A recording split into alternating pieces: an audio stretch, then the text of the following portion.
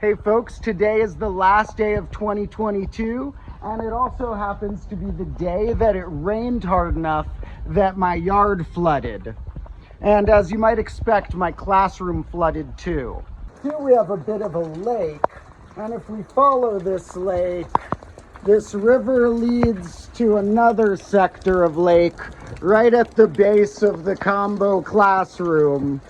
So it's going to be a little harder to do any teaching this week in my classroom with this water hazard going on.